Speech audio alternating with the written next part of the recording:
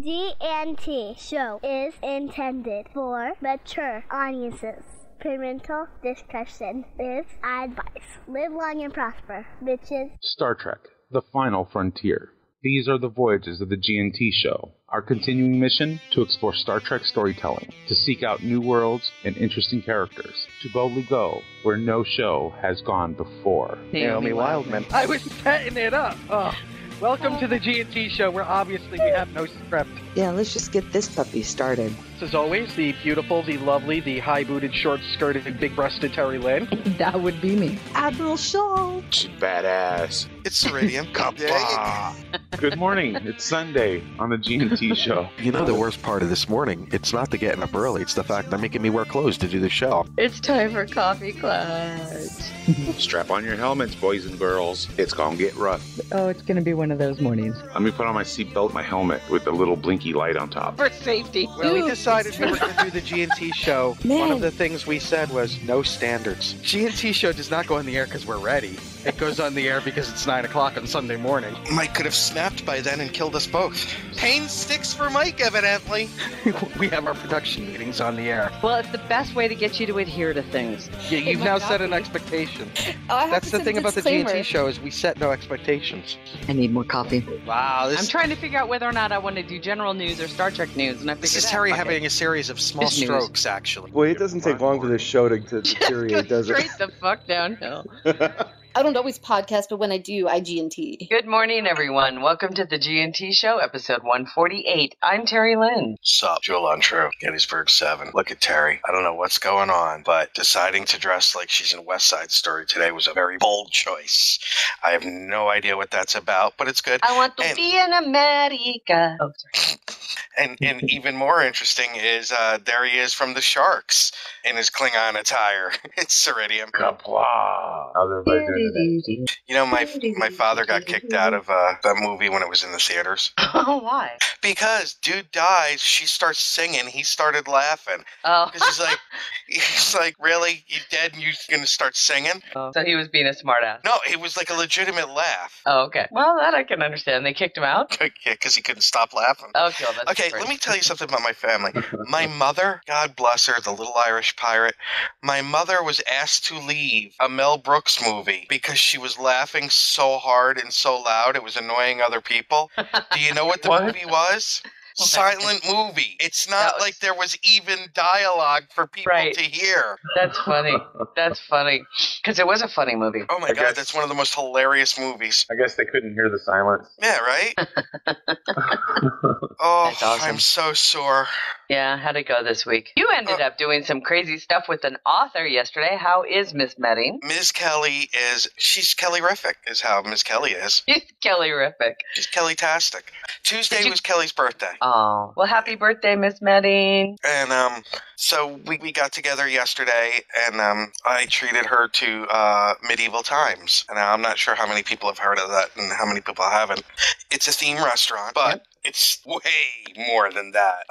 You're in it's dinner and a show. It is. It's dinner and a show. There's just no singing. Well, not really. There's music though. Oh, it's an amazing soundtrack. Yeah. You're in a medieval arena. Tournament. Yeah, well, it's more than that because they did the thing with the rings and then all the stuff. Well, it starts out with the Spanish horses coming out and like doing the Spanish horses stuff. Right. You know what I mean, right?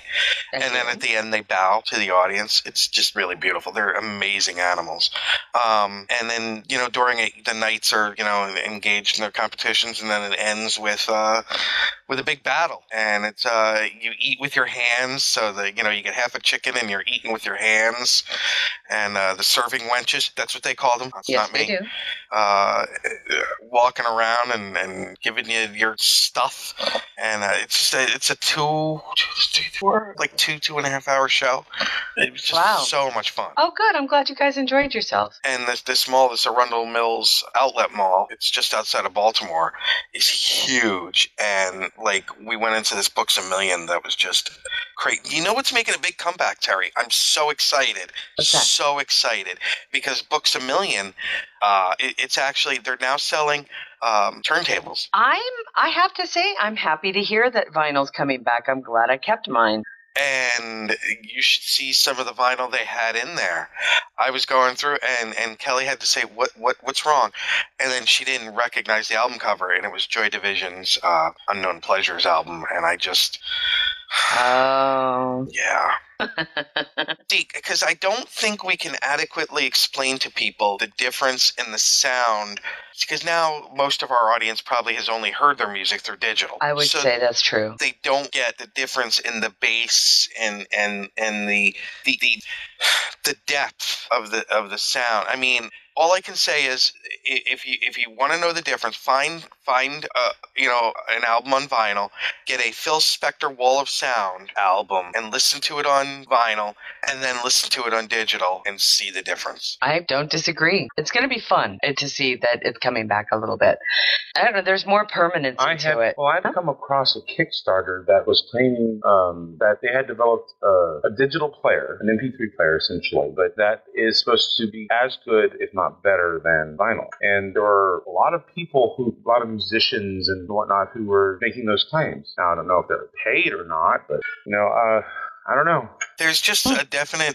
It's what? How do you? I've never been one to own in vinyl, so I really don't know what I'm missing, I guess. This was the 30th. This week, it was either Tuesday or Wednesday. Was the 30th?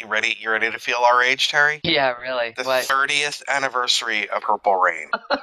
Yeah, I know. Right? I was just thinking about Prince not too long ago, and what a freaking musical genius he is. Oh, I know, right? And so I realized I didn't have that movie on DVD, so I went and got it. Do you know it still holds up? What? Purple Rain. Oh yeah, it does. And it's such a snapshot on 1983-84. Agreed. Yeah, it really is a snapshot in time. It's kind of like what was the other movie that we were talking about not too long ago? Was The Lost Boys. Oh my God. Well, if there was one thing I could never stand, it was all the damn vampires. But again, I don't know. I'm going to sound like that guy. Okay, so everybody get ready. I'm going to sound like that Romulan talking about the Empire of old. It's not that I don't get the music of today. I do. And there's some amazing, music being done. But if you look at like 83, 82, 83, 84, 85, that time period, there was the charts now are pretty much they all sound the same to me. They're all sampled and all of this. Then you had like Sheena Easton taking the morning train next to Quiet Riot, next to Cyndi Lauper, next to fucking Culture Club and Prince and all of this. It was such an incredible. It was the Star Wars cantina of the alien hodgepodge of music. Eddie Grant singing Electric Avenue. Just Jamaican. Right. It was such a mixture, and I think that's been really lost. I really, really don't disagree, but then again, I haven't been. I stopped listening to most modern music 10 years ago, and the reason why is twofold. One, it's not like I even have a radio in the house. I really don't. I'd have to listen to a very specific station on the internet. Right. I tend to download music I know and like, and I have very distinct tastes. I like world music, jazz, and then the music of my youth, which of course was the 80s and 90s, 70s, 80s, and 90s. And when I am in the car, I live in New Mexico, and let me tell you, modern music does not exist in this state. It's one of those states that when you get to the border of like Arizona, like when you get to Gallup, the radio in New Mexico transwarps you back to 1970. No. So all of the music here is the music of my youth. So I'm never really faced with a lot of modern music here. And I have to say, the young people here, they listen to hip hop and there's no doubt about that. They listen to hip hop, they listen to modern music. But I can tell you, when they go out clubbing, you know what they're doing? You know what the biggest thing to do in Albuquerque is? Snorting chili peppers. No. It's dance clubs. It is actually going out and dancing samba, cha-cha-cha. It's Latin dancing. Oh, really? Yes. Now, so when you go out, you're going to a DJ who plays Latin dance music. Now, don't get me wrong. There's some really, really good music coming out now. Like I posted on my Facebook, I'm upset. Now the song is like a year old, but I'm obsessed right now with the song "Happy" by Pharrell Williams. Oh yeah. It's such a throwback. It is, and it's if that nice song doesn't make you happy, there's something wrong with you. There's something really wrong with you. And I like Bruno Mars. Yes, really like his stuff.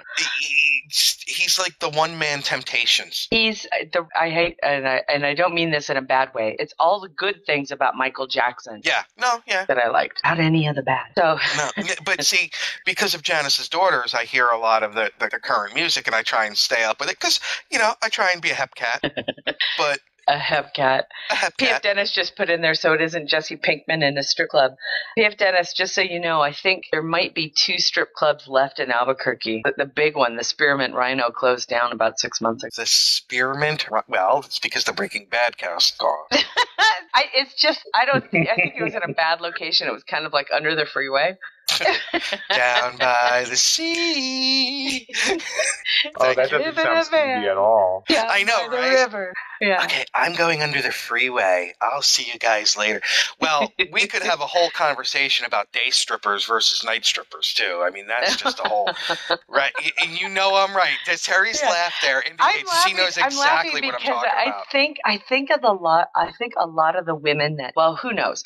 I think strippers and strip clubs just don't make the money like they used to. And I think a lot of that money is going to... Tilted Kilts, Twin Peaks, Hooters. I think those guys are, I shouldn't say guys, I should say people who go to them, because a lot of women go to them as well.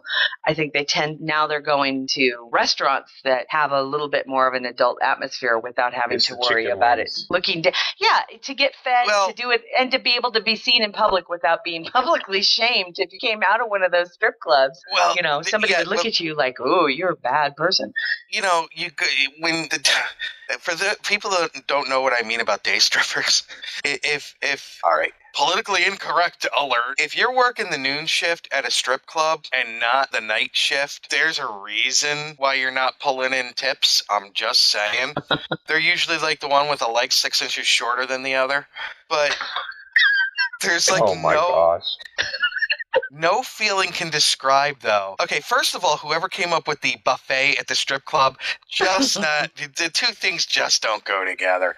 But then the other thing is, when you walk out of the strip, because they're so dark. If you've never been in one, they're so dark. And then when you walk out into the sunlight, and that's when you're walking into traffic because you're so blinded. Right, am I right, Terry? And they always put the entrance right there next to the road. It's true. They're third stringers. Oh yeah, third stringers. Man, they're A-ball. They're not even... So funny. You don't want to know about the strippers in my neck of the woods. Oh dear God! Oh God, no. Yeah, no. There's. Oh my God! I did not think that Matthew Anderson or Sunseo were going to stump me today, but they did. God damn it! The bunny? The bunny. What the hell? It's an airship pirate. I thought it was, kind of like, oh, shoot. Wait, what are you going to, wait, Paul, about what? About day strippers? P.F. Dennis says, I'll wait till I see Nick to say what I was going to say. Is this about day strippers? I can't wait to see Paul. I know, I was thinking about that. Okay. Shall we start with some Star Trek news? Star Trek news? I am so proud to be a talkie geek. We've got our problems with the film, which we'll get into on our dopey little podcast and nitpick it to death. Star Trek news? So congratulations to the always dreamy David Mack. There's Legos? No. Star Trek news? Yes, the story behind the story. The movie that never was made. They got a Klingon! I know. Sold. Klingon. That's right. I'm going to throw in a Buck Mackay rookie guard. That's right. A Buck Mackay. People, it doesn't get any bigger than this. Star Trek news? I'm going to shock you during the Star Trek news. Okay. You have the what Bob Orci said? I do. I believe him. I kind of do too. We shall see. How about if we just start off the news with that then, shall we? Well, yeah, that's what I was kind of implying. Okay. We're going to start off the news. Here's news. We have no ask date, and he never got back to us. But that's okay because he's been busy. It's I not don't like care. we haven't. I don't care. He wrung our nuts through the fucking vice grip with our agents, with his agent and his demands, okay? He got his fucking yellow M&Ms only, all right? And then he's going to pull this? For our listeners, that didn't happen. It's okay if Dayton wants to take a vacation, especially if he's... Oh, listen to you sucking up to Dayton. I totally will suck up to him. It's not like he's fucking Swallow. Wait a minute, that came out wrong. Oh my god. Oh, yeah, it did, but it was funnier. Well, either way, the Star Trek news that I posted in the chat room is from Variety, plus a couple of other sources. Oh, it seems as though Mr. Orci was heard on a podcast, most recently called Humans from Earth, Jeff Bosher's Humans from Earth. And Mr. Orci was quoted as saying that the thrust of the new film of Star Trek III is that the crew of the Enterprise has set off on their 5-year mission, and that the next movie will be much more closely aligned with the original series than the previous 2 films. Do you think that's because Star Trek Continues has been kicking ass? Well, I remember what Terry was told about the whole things don't get up there. You know what I'm talking about, Terry? I don't know. I'm talking about him being the director and things that were in the drafts and all of that. Yes, the information that I have received from my very reliable sources, but unnamed because everything was off the record, were that, for me to chill the hell out, because that of all of the people that were involved in the previous 2 films, they're kind of all gone now. And that the people that are left are the bigger TOS fans and have a better understanding of not those the characters. Star Wars fans? Correct. They're off doing Star Wars. Who knew, huh? And I'll say that I understand 2009 being an origin film. I get that. That it makes sense. It was a whole new generation of fans that were brought in. Because what I object to, among the myriad of objections to STID, and yes, that's what I'm calling it, is we didn't need a continuation of the origin film to show them now gelling. Okay, 4 years had passed. Yeah. In real time. We could accept that things we didn't need that. Right. I'm cautiously That's an amazing optimistic. cosplay. Isn't that awesome? I'm cautiously optimistic. Now, I thought it was kind of cute that Variety touches basically on one of his quotes, and the quotes is, "In this movie, they're closer than they are to the original series characters than you've ever seen. They set off on their 5-year mission, so their adventure is going to be in deep space. Into Darkness, they set out finally where the original series started." He said during the interview, "The first 2 films, especially the 2009 Star Trek, was an origin story. It was about them coming together." So and I had no problem with that. Right, and they weren't the characters that they were in the original series. They were growing into them, and that continues on in the second movie. Like I don't necessarily see that because Pike. No, I don't believe that. That I tried on that one. I don't think that's it. Yeah. But we'll see how it is in the third movie. Now I'm going to put a link to an article that I found from MTV.com. Believe it or not. But I thought it was kind of fun because the people the person in this who wrote this article, Alex Zalvin, put in a couple of more quotes from the interview that Orci was involved in.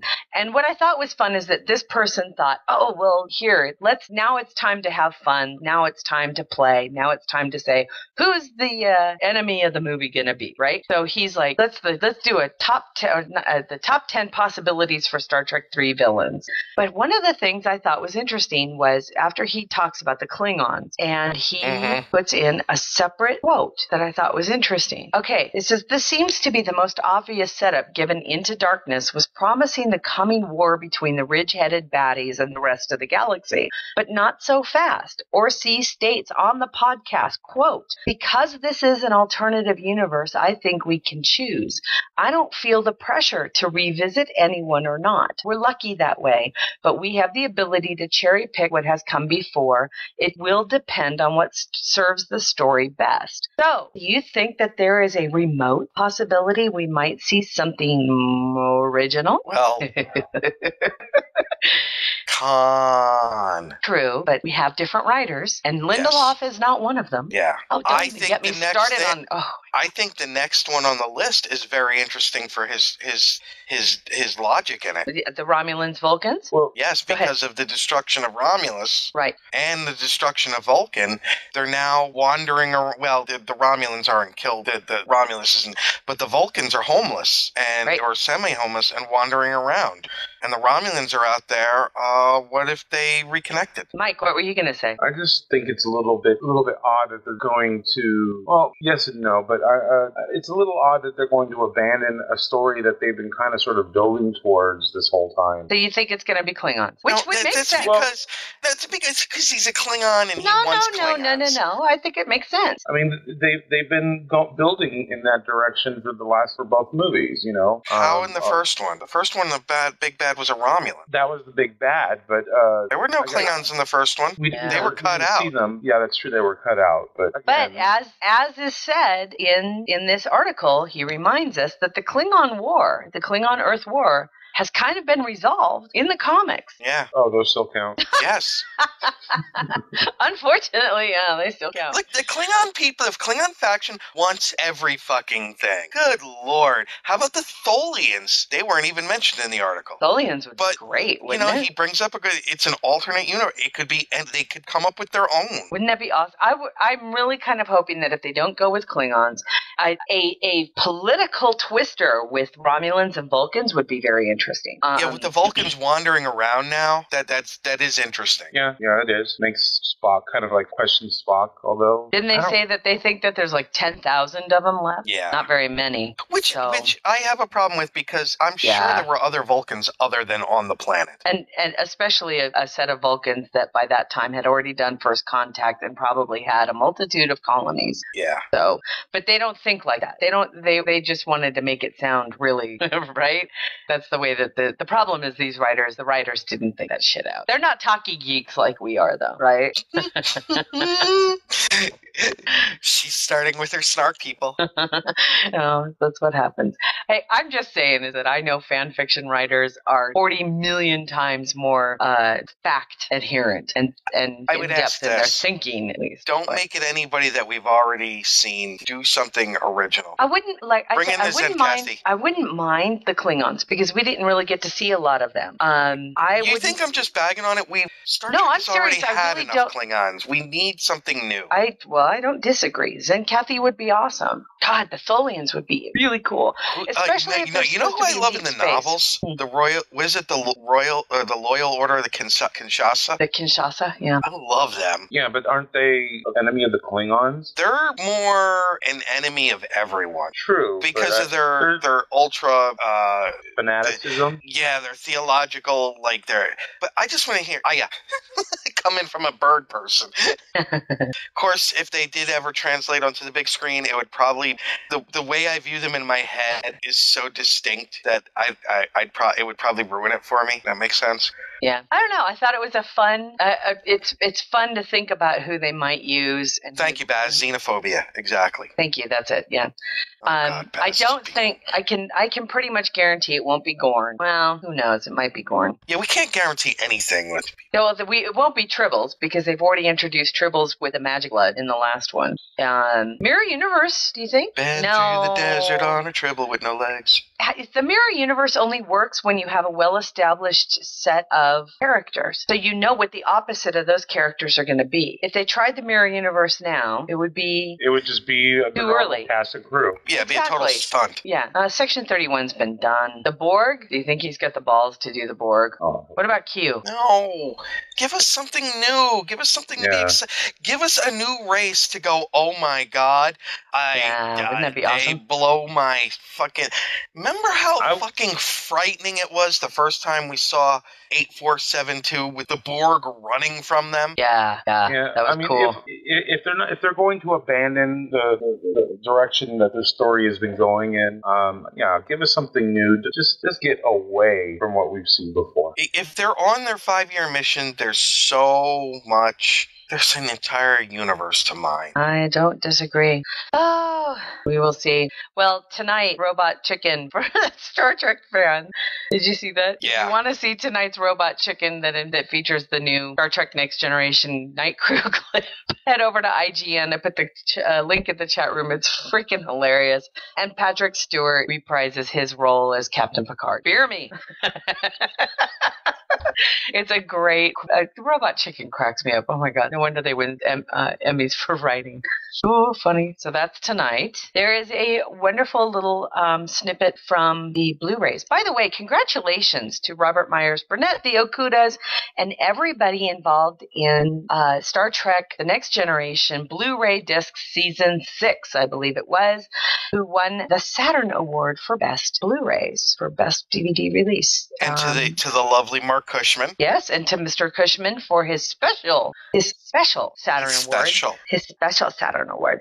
These were all given out last week for the Academy of Science Fiction and Fantasy, which is congratulations to everybody. But really, really good news for the people who are producing the Blu-rays for TNG, because all of those extras and stuff like that are getting awarded. And one of those extras happens to be an interview with Whoopi Goldberg about why she wanted to be in Star Trek and what her inspirations were. A great little piece, and it's included here. The link is going in the chat room. And let's see what else. My God. Okay, so Eric, or the Trek Collective, right? 8 to 5. This blog was on fire this week. Lots and lots of stuff coming out, which I'm really, really excited about.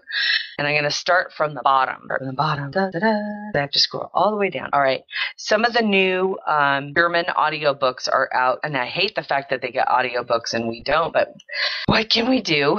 We're gonna be putting a lot of these links in the chat room. Actually, I'm not. I'm going to put one big link in the chat room, make you guys all scroll. Terry's now having a conversation with herself. Did you just hear that whole thing? I am. That one there.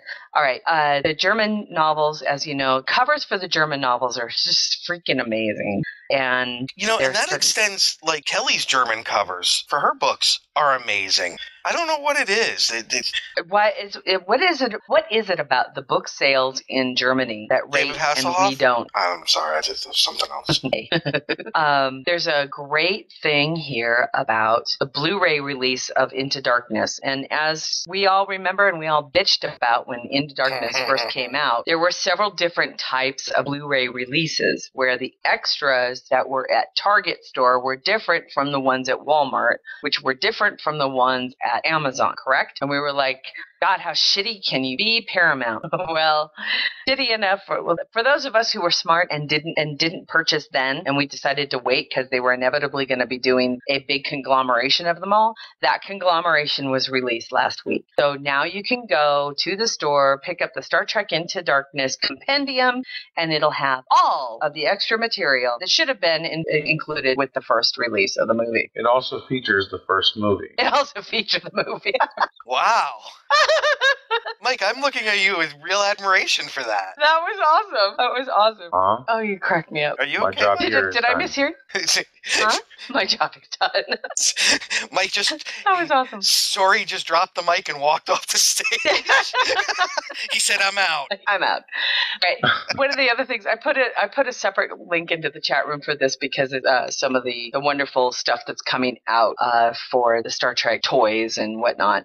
And one of the things, we talked about what? I'm sorry, there's a John Wayne meme that just went in the chat room. Oh, okay. That's awesome.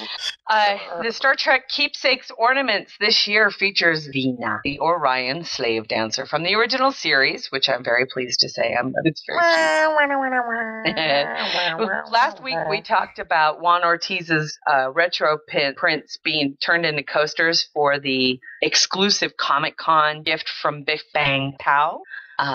Those are featured. But the one thing I saw, what I thought was so clever and so cute, and it's one of those things that I really like because only Star Trek fans would really get it. And I like those subtle Star Trek things. They're the ice cube, the solid cubes that you freeze for your scotch that don't melt down your scotch, right? So some of them they have like granite stones. Some people use these stainless steel cubes. These are stainless steel Scotch cubes, which have the Borg insignia on them. They're Borg cubes. They're little Borg cubes. I love these. These are awesome. And I like it because you could totally have people over to your house who are not Star Trek fans. You could serve them Scotch with the little cubes on the in rocks. them, and they would totally not know. But if you had a Star Trek fan over, they would totally go, "Oh my God, these are Borg cubes." Those are the kinds of things I like the most. I really love that shit. That's why I have like little Klingon earrings. I have Klingon earrings. They're little stainless steel hoops. They're very, very cute. They have the Klingon insignia on them. But only Star Trek fans would know that they're Star Trek. Everybody else just sees them as really cute little earrings. I get that with my Rihansu tattoo. A lot of people think it's just a really cool symbol, and the Star Trek fans are like, "Oh my God." Oh my God, right. I love that. Those are my favorite kinds of things. Oh dear. What? Oh dear. Look in the chat room. It's a nuclear pizza. How the hell? It melted through the bottom. Wow. You know what that must have smelled like? Yeah. Ugh. One of the other Look things. at Paul. Look at Paul keeping it real. And most importantly, your drink doesn't get watery. Oops, open the link in the tab. There we go. One of the other. Now, again, I'm loving all the new stuff that's coming out. Every so often, CBS sells licenses for products that just make me all giggly. They're so cute. The Star Trek, what do they call it? The cuddle wraps, what do they call them? You know, the blankets with the arms? Snuggies? Yeah, They're kind of like a Snuggie. Damn it, Mike. You beat me. The original series. They're original, so you can get them in blue and red and science, like the robes, except now they're Snuggies, which are very cute. They have Enterprise pillows, which look like blueprints. They're very cool. Kind of a cutaway as well. And then some blankets. But the Anovos uniform down below, you guys, can you check that out? The Admiral one? Yeah. Isn't it beautiful? Yeah. I'll tell you what I liked even better. Now, I love the Admiral uniform, but you know what I liked even better? The Star Trek Girl t-shirt. The Starfleet Girl? Aren't they cute? And the polo shirt is awesome. Oh, the polo shirt is cool. Oh, look at the onesies. Yeah. TNG. Look at it. And they got a little rank on them. They do have a little rank on them. How cute. That's not fair. You shouldn't do that. Because you got a couple of babies in the room. One starts pulling rank. It gets ugly. I didn't want to be a scientist. Are they all? No, not all of them are commander level. No, one's a captain. The red's captain. The yellow is a commander, and the blue is a lieutenant commander. Oh yeah. No, the blue is commander. The blue is commander, and the yellow is lieutenant commander. So it'd be like Data, Crusher, and Picard. See, now the problem I have with Think Geek is that it's a really, really cute T-shirt, except it doesn't come in my size. Your size, yes. Fuck you, Think Geek. You should write them a strongly worded letter. It's like sometimes Starfleet girls have bigger boobs than that. I'm just saying. Okay. Terry's got nacelles like the Vengeance. I totally. All right. One of the other things that I thought you guys we get to talk about was so cute. Did you see this? There's a couple of new books that are coming out. You know, we're supposed to be talking about books. Books. They're these bound things with paper and words. I've heard tales of the dead tree format, but I don't believe them. No, you're wrong. They're this thing that you put on your Kindle. Amazon ebook. If you haven't bought it, I will cunt punch you. That's a great line. It's a good line. Do you read Star Trek novels? I'm sure Swallow has some stories he could tell us. I love big books and I can't lie. That's one of the really good things in life. To me, as long as it's enjoyable to read. That's a good book. Wasn't it a good book, Mike? It was. That's because Mackenzie Calhoun is badass. No, it is not a Cardassian generational epic. I was like in heaven. It's really good. Right on. The first book I want to talk about is called Fun with Kirk and Spock. And if anybody was raised on the Fun with Dick and Jane books when they were little, It is so fun with Dick and Jane, except it's with Kirk and Spock. So one of them says, like, see Spock push down his feelings. Down, down, down. Push, push, push. No one smiles on Vulcan. This book is hilarious. Written by Rob Perlman and illustrated by Gary Shipman in the style of the children's reading book Fun with Dick and Jane. So I'm just saying this is hilarious. I can't wait to get my hands on this. I can't get into anything like that because J is for Janai. J is for Janai. It'll happen. But so funny. See Spock raises hands for the traditional Vulcan greeting. Live long and prosper, says Spock. See the ensign try to get his fingers to cooperate. Sorry, it's very cute. And then if anybody ever saw... Now, who follows TNG Season 8 on Twitter? Between the two of you, tell me that you do. Doesn't everybody? I was going to say, doesn't everybody? Did you guys see that they got a license for making a book? They are making a book of Star Trek Season 8, TNG Season 8, from based on the tweets that have come out. So yes, it is a comedy. This is not a serious book by any stretch of the imagination, but it'll be based on the tweets that inspired the book. And if you guys haven't been following TNG Season 8, do yourself a favor and do so, because they're really funny. So it'll be a CBS licensed product called Star Trek: The Next Generation Warp Engaging Guide to the Never Aired 8th Season. A massive space kraken destroys the solar system while hunting the Enterprise. Wes accidentally puts his comm badge through the laundry again. So funny. Oh my gosh, again, I'm trying to get through the news. That's STO. That is done. And then the Communicators, by the way, QMX, who makes these fantastic high quality costume pieces and models, they have restocked the TNG Communicator pins for $19.95 each. Get them through StarTrek.com, and I'm sure you can get them through QMX's site as well. But they're very cute. They're very high quality, beautiful pieces. They attached via a magnet. Very nice. So there you go. All right, before we get to STO and to the con, but you guys see that I know shit, and I just knocked it off. What book? Is there a new Titan book coming out? Where did it go? I gotta go back up to Trek Collective now. Let's all just sit back and watch Terry. I'm imploding as it speaks. Yeah, TrekCollective.com. I put the link in the chat room for you. Did you? Thank you. I think that's the one. Yeah. That's the one. Thank you. Oh, I was sitting at Trek Collective wanting to talk about books, so let's talk about it. So, Mike, you finished The Fall. I did. And very, very good. Very good. And now you understand why they made bestsellers lists. Oh yeah, definitely. It kept getting better and better and better. And then, although the whole time I'm thinking, okay, it's going to go this way. It's going to go this way. That the perpetrator, the ultimate perpetrator, couldn't be who I thought it was. Or it wouldn't be simply that. But yeah, it was phenomenal. Really well done. Had me guessing pretty much the whole time. Although I speechless. Oh, very cool. And you've picked up reading another book now. What is it? I am currently reading the first Department of Temple Investigation, first DEI novel. And awesome. Let me tell you, that thing is all over the place, but it's fun. I like it.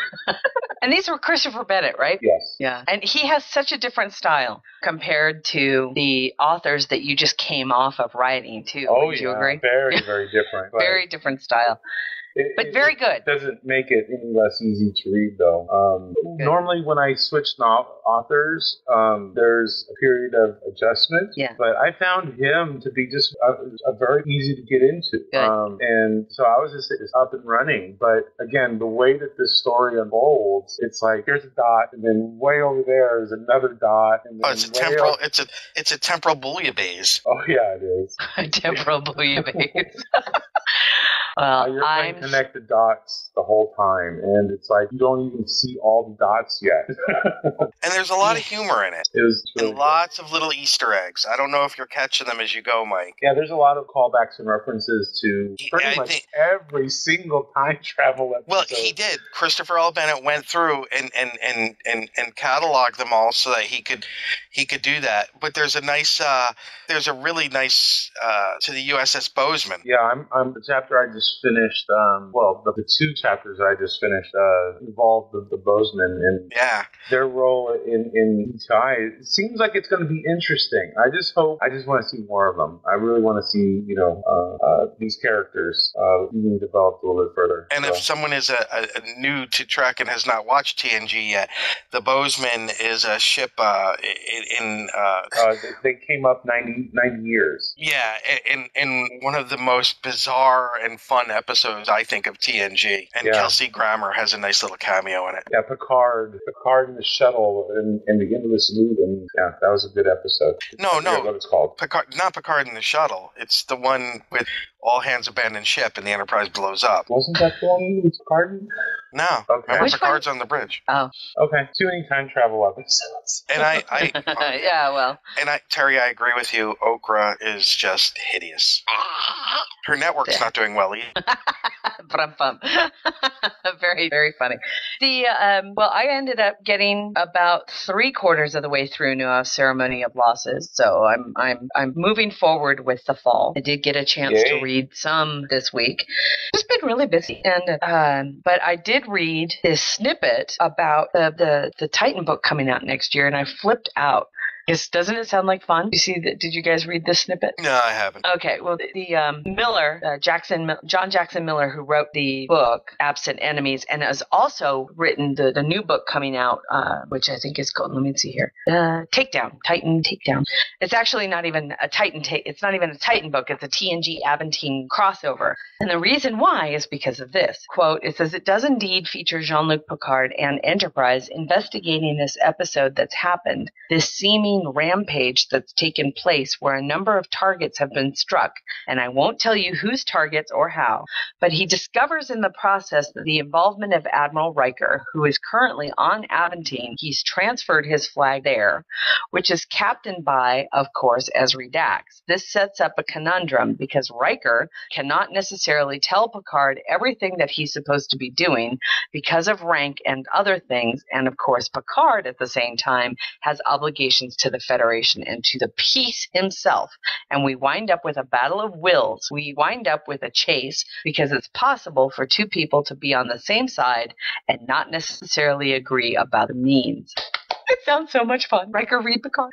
I'm excited. You know what I get out of that? What? Just follow your fucking orders, Jean-Luc. I'm telling you. Jesus Christ. You know what? You want to buck the system so bad? Then take the position of Admiral or stop your bitching. You've been in position too long. I cannot wait. I already went on to. It's so funny. I already went on to iBooks this morning trying to pre-order this book, and it's not available yet. For fucking Barclay will be an admiral before Picard. Well, Picard also won't be. Remember, he's paying attention to what Kirk told him in Generations. Well, if he has no desire to move up, then it's time to kick his ass out. We want growth in Starfleet. We want stagnation. No, he's stagnant. He had Spawn. What right gives him? Okay, we've talked. What gives him the right to decide? I want to be on the Enterprise for the rest of my career. Does every captain become a colonel? Does every colonel become a general? I don't think so. No, but they all move out of command after 3 years. What? They all move out of command after 3 years so that others have the experience to move up. What gives him the right to stay on that ship and be the commander for all of that time? That's the way Starfleet works. Who is he? What if somebody had blocked? So Jellicoe shouldn't have been a captain for as long as he was? You're missing my point. He's blocking others from advancing. Or maybe Starfleet just needs to grow more. Well, to grow what? The fleet? Yeah. Hey, it's budget crunch, baby. Budget? Yeah, There's budget. no money. There's no money in this. That's fucking bullshit, and you know it.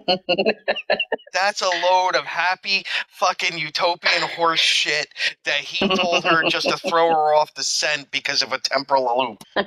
Wow, you pulled that right out of your ass. I did. I really did. I'm proud of it.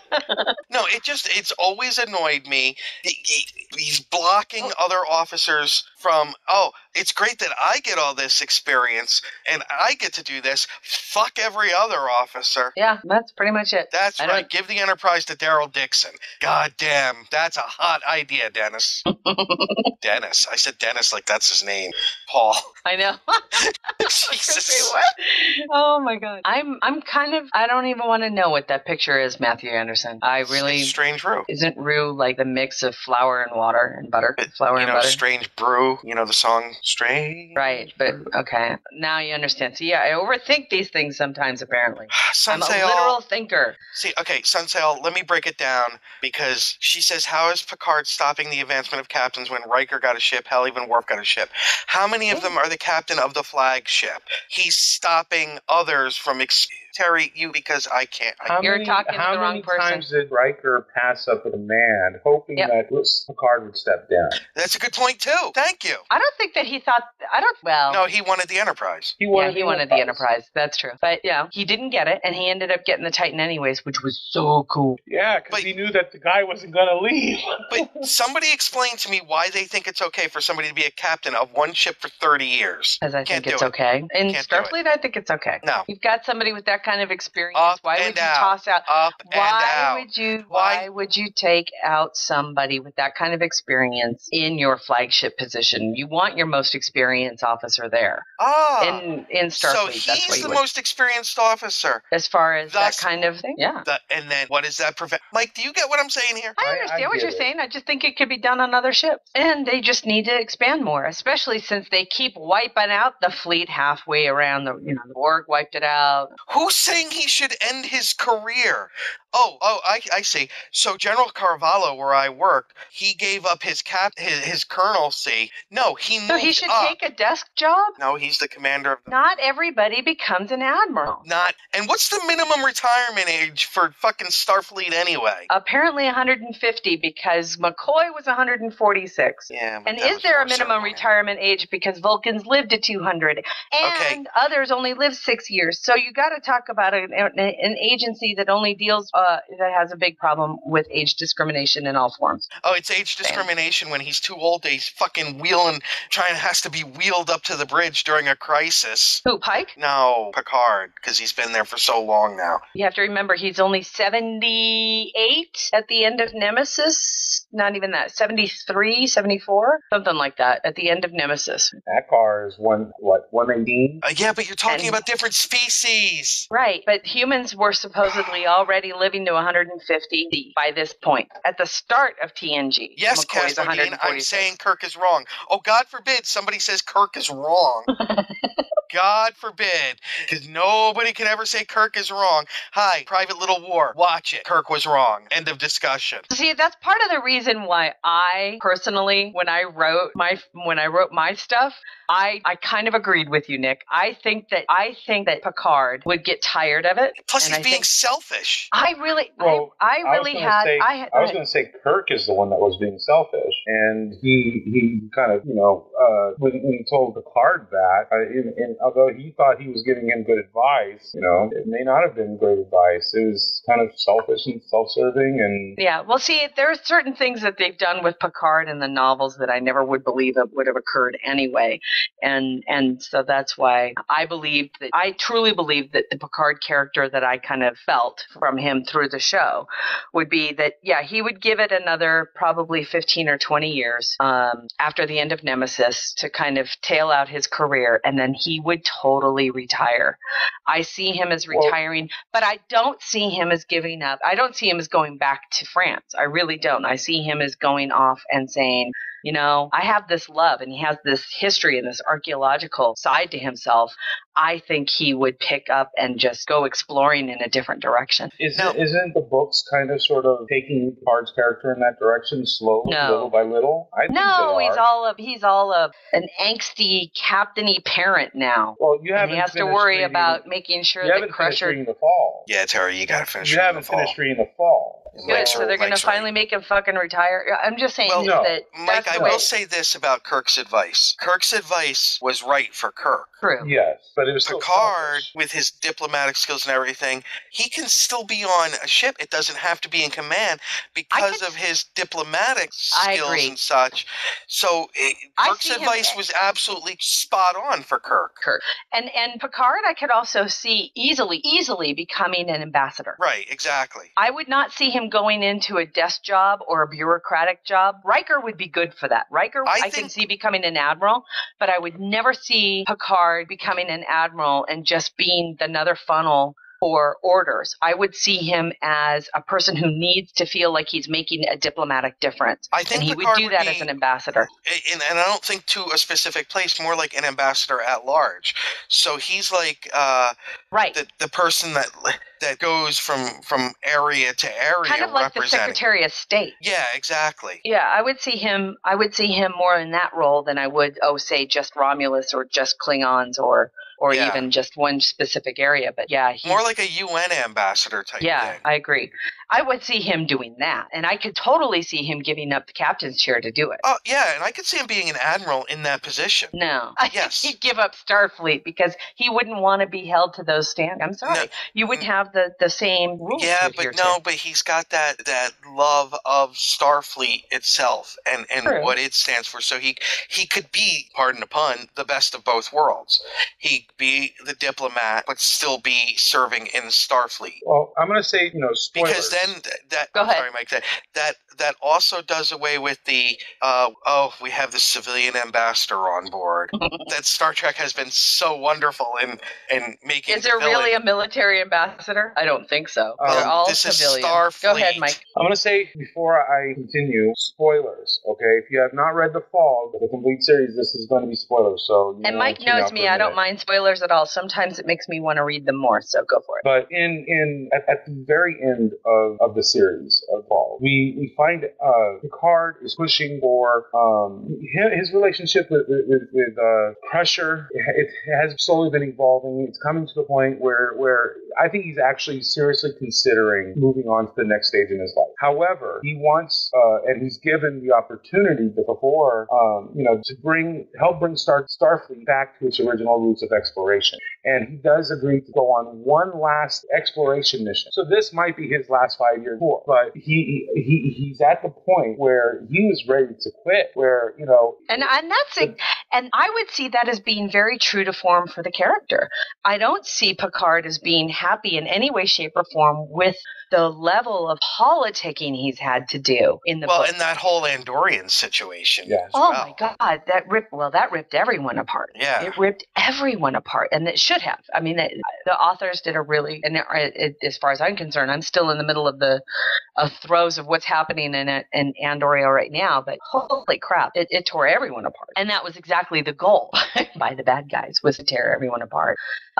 Brilliant stuff. So, like I said, I think where Picard is going in the next 5 years or so is he's on his last hurrah, so to speak. And I think he's on his farewell tour. Yeah, he's on his farewell tour. Very well put. And once it's done, he is going to move on. We don't know what that's going to be, whether it's going to be archaeology, because he has stated that is something that he is very still interested in. I would find that believable. But he also has that diplomatic background that, he would be the go-to guy for, diplomatic emergencies, So I can kind of see him kind of doing, halftime with both. Yeah, I believe it. I'd see that. And I would find that very true to the character as well. I hate to say it, but Crusher got what she wanted, which was her MRS degree. So she'll be happy wherever he is. And, wherever he ends up plunking down, whether it be France or, it doesn't matter. She'll follow him around because her life was never about herself. Her life was always about him. Okay, I guess at the end of the spoiler. So you can tune back in, everybody. Oh, that was a fun Wow, we haven't gotten into the novels like that in a while. That was fun. I know. Well, like I said, I was really excited about this after reading the idea that there's going to be some really fun Riker v. Picard going down, and I can't wait to read the book. And it's not even available for pre-order yet, damn it. Okay, so, Labrathor, very cute. I want to play Star Trek Online. Engineering here. Warp engines are online. Course laid in, Captain. Engage. Your ship. Warning. Ship is under attack. Your crew. Move out. Your destiny.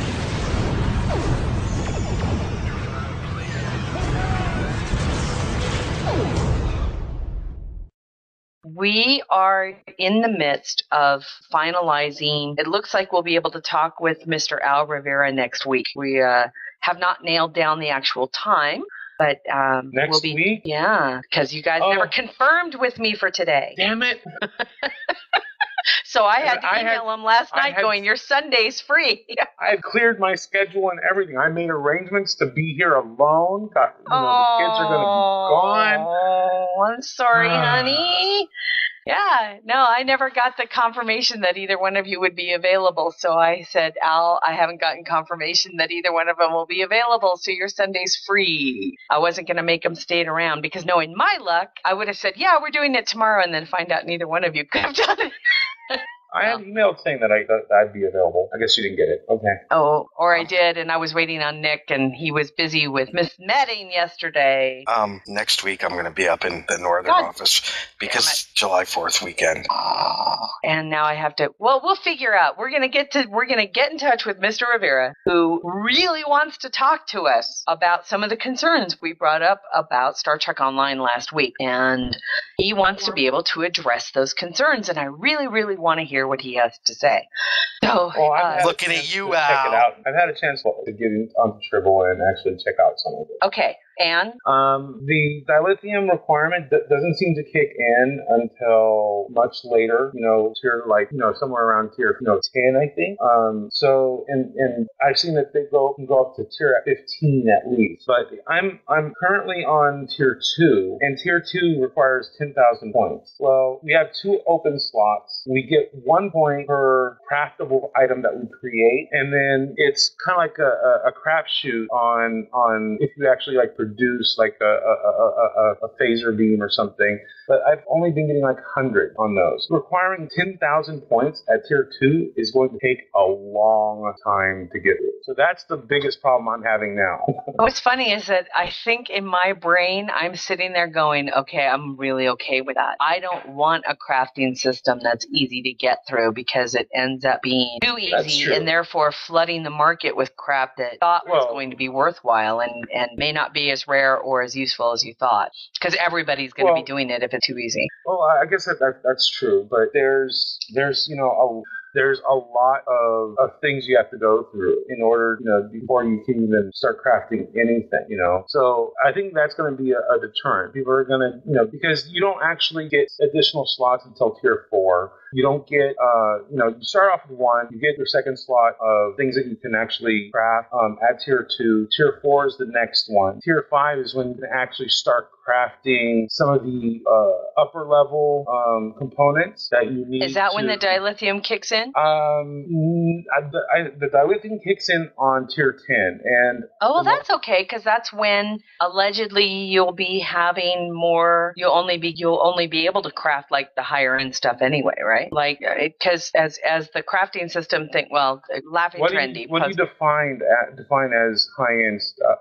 Rare or very rare? No, I've gotten a very rare by crafting a tier 2. It's all a random chance. Right, but as you increase with your experience, according to this system, that by the time you reach the higher levels, that's all you'll be crafting is rare or very rare. And that's why the dilithium kicks in, because it would be, I'm assuming, equal to the dilithium you would have to spend. From what I've seen, the dilithium only comes into play for I'm doing beams. I'm trying to focus on beams. Okay. On the beam side, the dilithium comes into play on 2 different objects, so 2 different craftable components. They're not even final items. These are components used to make. Okay. Okay, and one of them is isolander chips, which requires 15,000 dilithium. Okay. I don't know how many is required for a high-end piece of gear, but that seems kind of high if you're trying to craft something for friends, for fleet mates. I mean, 15,000. That's 2 days of your dilithium refining, and there's really no easy way for you to give dilithium to a fleet mate. Right. So crafting is going to be an individual thing. Yeah, which I'm kind of disappointed about. I mean, I guess it'll be an individual thing, but your fleet, because you're not going to want to give somebody what you. Why is it so hard to get up to why make it difficult to go up in levels as well, not up in tiers? I mean, you're just going to discourage the use of the system. I mean, think about this. And increase the rarity of the items out there. In order to go from tier 2 to tier 3, you're still only dealing with 2 slots, which means you can craft, 2 items at a time. If you're crafting the very basic component, you have to wait. It says 5 seconds, but you're actually waiting 10 seconds per component, and you need 10,000 of them to hit level 3. I have no idea how many points you need in order to reach level 4, where you get 2 more slots to work. So it does work an awful lot like Neverwinters. I can't play Neverwinter. I have no idea, but it's a major grind waiting to happen. So I'm wondering whether or not we're going to see this convert to app. And we have in batches, because Neverwinter you can craft offline. Well, that'd be kind of interesting. But what I think would be more useful is being able to do like a batch craft. Like drop in. Tell it to create 50 of whatever, and then that way you're not sitting there waiting 10 seconds to do one. I want to say in Neverwinter, there's a point in time where you can batch craft. As you gain experience, you get the higher level crafters because you in Neverwinter, they have their DOF system is kind of like their crafting system. Their DOF system is instead of duty officers, which by the way, the DOF system in Star Trek Online is far more complex. But in Neverwinter, the crafting you end up with so you want to make armor, which means you need to find ore and all of the pieces that go with it. But you end up getting armorers, the actual people to make them. Right? So you have basic metalsmiths, and then you can get more rare metalsmiths, not unlike the duty officers where you have green, blue, and purple duty officers. You have green, blue, and purple crafters. And so you get the metalsmiths, and then the higher or the more rare crafter or metalsmith or leather maker or something like that you get, the better items that you can make, and the more you can make. So you can do a slot that says instead of making just one piece of leather, you can make 5. The whole crafting thing just annoys me in Star Trek Online because when you have replicators that can build shuttlecraft, just saying. But it gives us something to do. Well, for instance, if you get a critical success, even on a tier 0, so far I've gotten criticals on tier 0s through 1, and they give you 3 of the item, which is fine. I haven't seen it increase from that, but so if you get a critical success on crafting a basic component, I've only gotten 3. So I don't know at what point it would get better if it does at all. Yeah, I don't know. Is the entire crafting system on Tribble yet? I don't know how much of it is there, but there's a lot there. There is now? Okay. Because when I went in there wasn't a whole lot, but I'm really looking forward to sitting down and talking with Al Rivera to kind of talk about not only the crafting system and I did homework. His clarifications on stuff, but we'll get that squared away. Unfortunately, he tends to only be available on weekends, so that's our issue. And now I forgot it was 4th of July next weekend, so that kind of screws things up. Damn it. And finally this week, Elliot Lefebvre over at massively.com posted a new captain's log. I promised them, and this was actually a really good take. Nick, I'm hoping that next week, if you want to give this Massively a read, I wouldn't mind your take on it as well, being the Romulan fan that you are. Elliot did a kind of like a 1 year back on the Legacy of Romulus and how it's affected the game and how and whether or not he, at the end of it all, he's ended up enjoying it or whatnot. It's been it's a good piece. I thought it was of course it was well written. It was Elliot, and as to how I can summarize the entire Legacy of Romulus in a few words. Go for it. It introduced the bucket in a massive way. That's what it did. It gave us the bucket, meaning the rep system. Everything since then has been one bucket after another. Yep. That's the Legacy of Romulus. That's really what we got. Really? Sorry. I would kind of see the Legacy of Romulus also being the piece between the Klingons and the Federation, and it's story-wise, the expansion of the game into story-wise, new realms. Story-wise, graphics, yes. But the true legacy of Romulus, it's just the bucket system. And it's been, I'm thinking it's come to the point where it's just, I'm getting tired of it. I think other people are getting tired of it. I don't have the article, but it was the 5 worst trends in video games, and Star Trek Online made it with the lock boxes. What it's so funny is that really, but that is the legacy of Romulus. And not just that, but even the lock boxes aren't even that bad. I mean, the people who don't want to use them don't use them, and the people who do. I guess I just don't understand why that's such a big thing for a free-to-play game, is for a way. I guess it all comes back down to the same shit we've been dealing with ever since the game went free-to-play, and that is some kind of a goddamn attitude by gamers that they are do something for nothing. And I'm going on my rant again, but god damn it, how many times, even just read the comments on the Massively page, which was, I tried to get into this, okay, oh, God, you gotta love Peregrine Falcon. It's possible the coming expansion includes a revamped exploration system, which it probably does, because they're getting rid of clusters, and adds Foundry doors to it. I'm fairly certain that PWE can figure out a way to monetize that. Now, that sentence right there unto itself explains a lot of the attitude that a lot of gamers have, that somehow that they shouldn't have to pay for anything. Like somehow, they'll figure out a way to make money off of it. Well, I fucking hope so. They're a goddamn business that's owned by a bunch of shareholders that are trying to make money. Yeah, I've noticed a lot of Foundry people complaining and stuff about how there's not a lot of development and not a lot of things coming. Well, of course, there's no, it doesn't really generate any money for them. I mean, it's what I said 2 years ago when I used to be on some other goddamn podcast that said, we talked all about Foundry, and there was one day I thought to myself, you know what, this isn't going to go anywhere. If you guys won't pay for it, why would they invest in it? That's all it came down to. And as much as I really love Foundry missions and what work people have done in it, and it's still a tool that can be used in the game, unfortunately, right now, it is not a revenue generator, so therefore they would not put Here it money is, Terry. It was on it was on Cracked, and it was 6 groundbreaking ways video games are screwing players. Number 4 was Star Trek Online Lockbox Keys.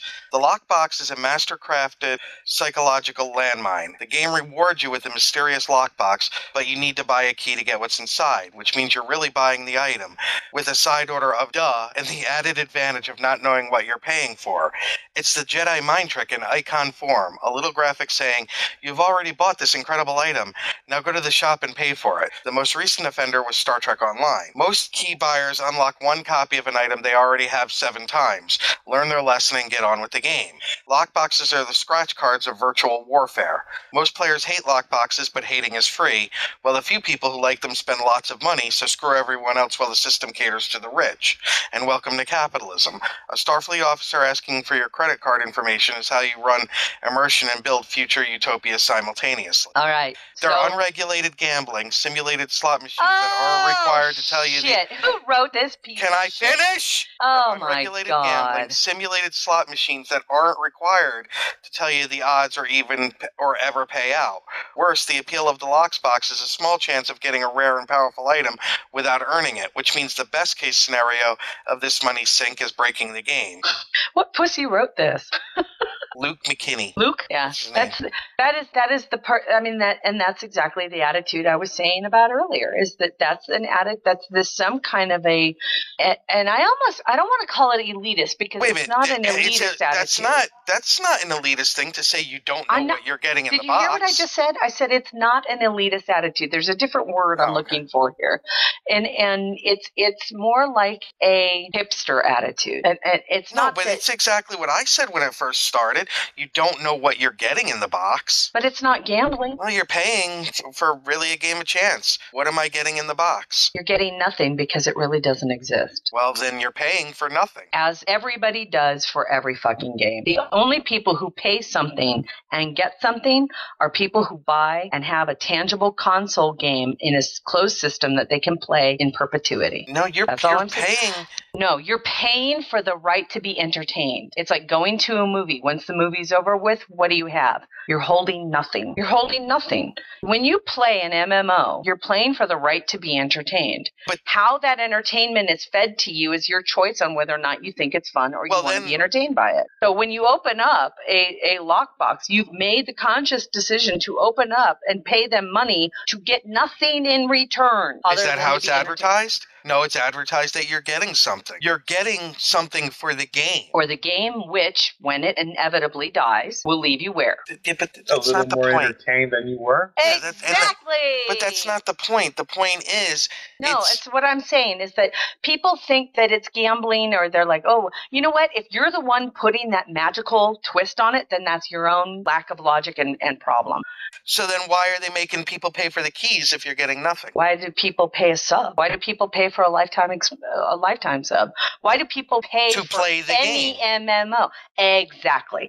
And this is just another piece of the game. You know, you crack me up because you rage all the time against like Hollywood and shareholders and bottom line, but yet you're defending the lockboxes. When do I rage? I'm just saying You have. I rage about the fact of reality, and people tend to forget about the reality of the business. But shareholders, their goal is no different from that of PWE or Cryptic, correct? These are studios trying to make money. Paramount is just trying to make money. CBS is just trying to make money. No, I understand that. That's all. But don't you think the lockboxes?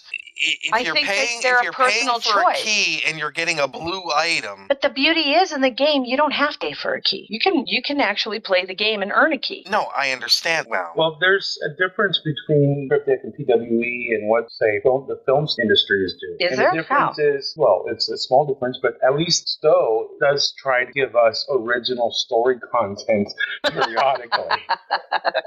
Well, I'm not going to disagree with that. We are Wait, you're saying stories. Hollywood's not, Mike?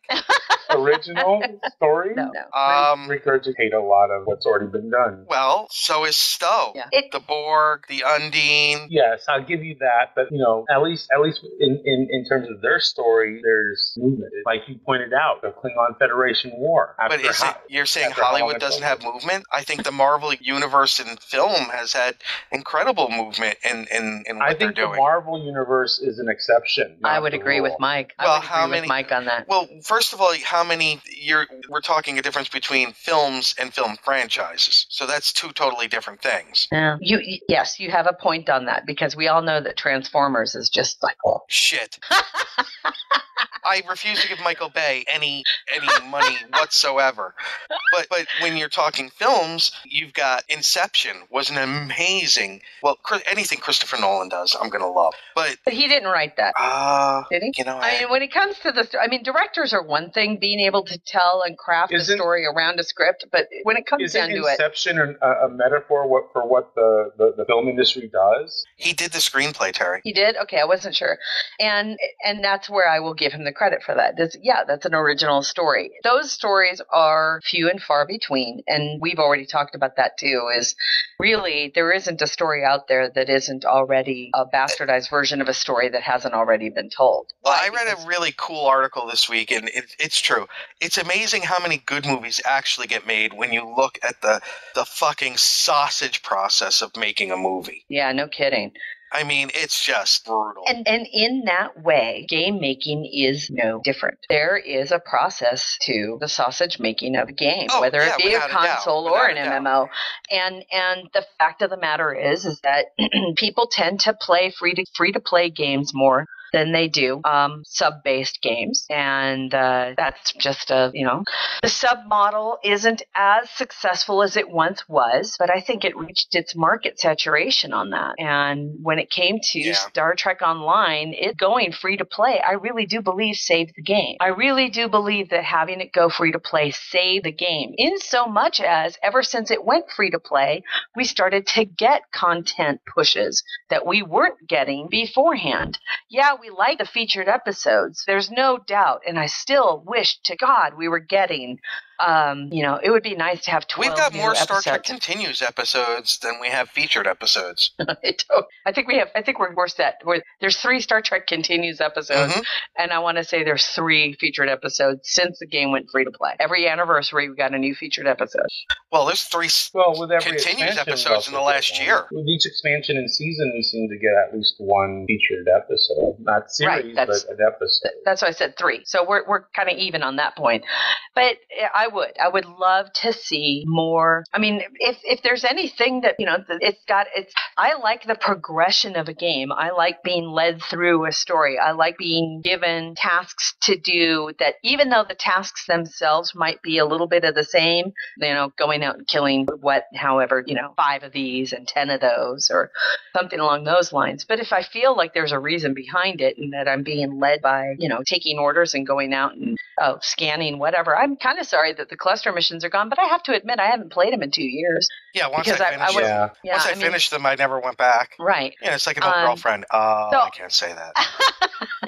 So I'm hoping that any future expansion... you apologize. I'm hoping that every future expansion comes out does really do an exploration revamp and gives me a reason to go out and do different things other than log in for 10 minutes. Because I have I'm done on all of my reputation now. The only rep I have left is Undine. I now have 650 some odd Undine marks. And so I now have my Ryzian ship on Beth. So right now I'm at endgame and there's nothing for my character to do other than to log in, open up the reputation system, collect last night's rewards, set up the next one and log off. That's less than exactly 5 what I'm minutes doing. of playtime. That's less than 5 minutes of playtime for me because I already have enough marks to carry me through a few weeks. Yeah. And that's all I need to do. And every 19 hours, and then I just jump on the Lord of the Rings online, which is so fucking huge that I have an end-capped character that, no lie, still has 200 deeds to accomplish. Yeah, I'm playing BioShock now. I log on for the 5 minutes, do my rep, log off, and play BioShock, and I'm blown away by that game. I've been grinding the easy. I've been grinding with your health. Health, that might not be good. I've been grinding. But Adrianne, go ahead, Mike. The reputation system. Getting all the gear.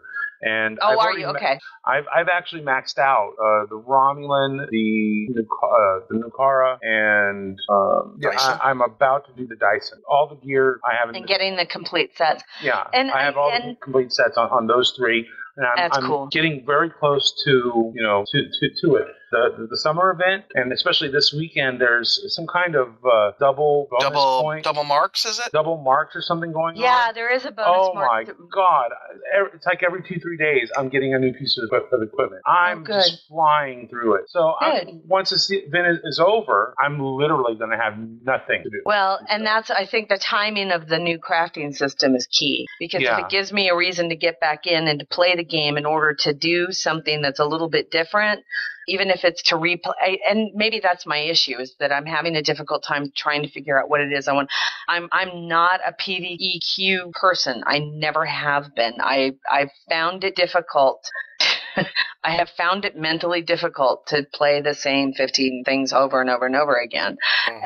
And that's where, to me, lockboxes don't break my immersion. Lockboxes don't break my immersion, but God damn it, that PvEQ does. And it's not even like it's a real raid system either. This is just, I don't know. The PvEQ and we tolerate each other. We tolerate each other. Can I tell you another reason, seriously, why I just don't log on and play as much as I used to? There are so many fucking stupid motherfuckers out there.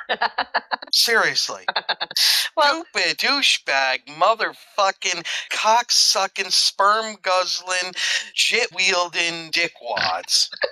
Yeah. Oh, that felt good, didn't it, Nick? But really I have to admit that I think I've played.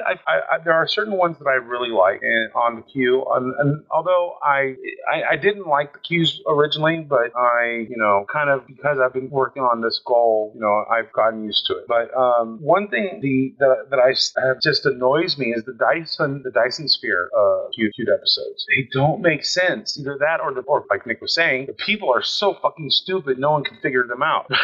Which ones are these? The Dyson Rep ones? Yeah, the Dyson. See, I love the one. I'm not gonna lie. I love the one where you're keeping the troop ships from landing and you're covering your own one. I love that one. But they're always the fucking dildos when you get to the end of it who go and attack the big ship and leave one person back. No, you need two anyway. They're fucking with that one, with the Spire one. No one seems to really know what the hell to do. And so the bonus marks on those, no one ever gets them. Yeah. I never get them. Right. I mean, so you don't do those until you find. What are the ones that what is the bonus mark events this weekend? Is it Dyson? No, it's all of them. All of them? Oh, shit. I'll be in game this afternoon. Everything. Yeah, everything. And then on the breach, as soon as I go into the breach, that's when people immediately start dropping out. So it's me and like 3 other guys trying to take on the whole mission, which means instead of taking 15 minutes, it takes an hour. Yeah, it's tough. You know, it's I'm really annoying. lucky that I never had anybody drop out on the breach. They need to revamp the Dyson Cube events. There's something wrong with all of them. Huh. With both of them, I should say. With both of them. Well, I mean, I know that's just now. It's one thing that Elliot brought up in his captain's log thing too, which is, you know what? The game is more than ready now for it's on that overdue portion where we're there. Let's face it, what the game needs now is not another new faction. What the game needs now is end play. It needs to have a boatload more content after level 50. And the leveling, I don't understand why people have, I don't care. Just attach a number to it and move on. Maybe there was a storytelling glitch in Star Trek Online that we associated ranks with numbers, which was a mistake. I think that, and there's no way to go back and fix it now to say, oh, well, level 50 is Vice Admiral and therefore at level 55 will be, and then we get to be Fleet Admirals at level 60. Well, why can't there be another 45 levels of Fleet Admiral after that? I don't give a shit. Provide us with more end game content and stop worrying about a mentally associated number, because every other game out there right now is dealing with levels of, and granted, these are older games than Star Trek Online. I will grant that. I will grant them that they're dealing with levels in the 90s. Even one is over 100 now. Who the fuck cares? It provide advancement, provide end game content. And that's what I'm looking for now. I was happy with the expansion of Romulus. Absolutely. But if the next expansion comes out and it's a goddamn playable race with a new avenue of playing the same 50 levels, I will have to say I will be deeply disheartened and wonder whether or not the game can survive for very much longer after that, because I'm done. I'm done with it. I'm there. I'm at end cap. I want something new.